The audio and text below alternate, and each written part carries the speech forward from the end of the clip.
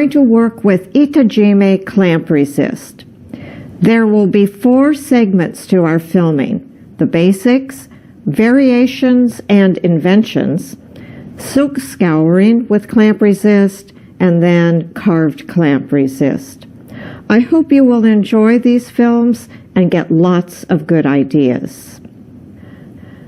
Itajimi is the Japanese word for clamp resist. Ita, to fold, jime, to clamp. So let's look at our various blocks and our clamps. Our basic shapes will be rectangles, squares, longer rectangles, medium rectangles, and triangles.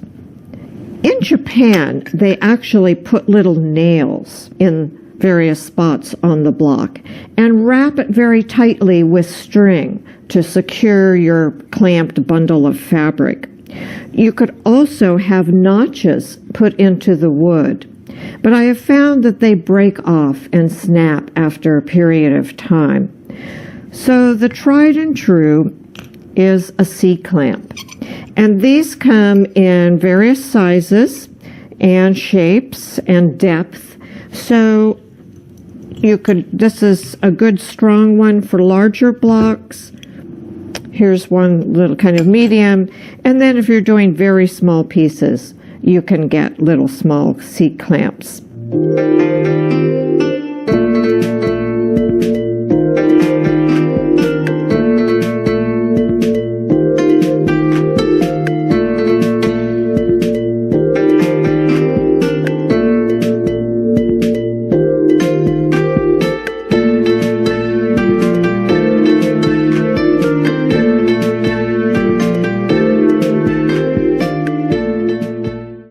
The solution may simmer, but avoid a hard boil as it will damage the silk.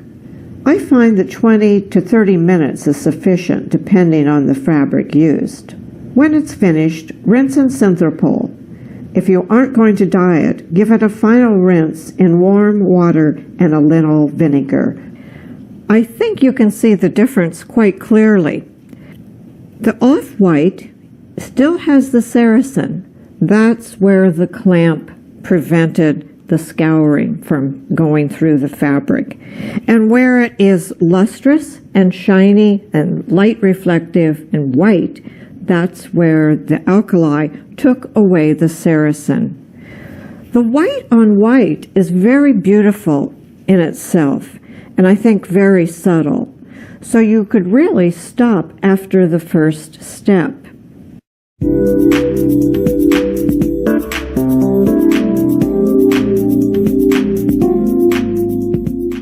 I'm going to introduce a very exciting process using carved clamps.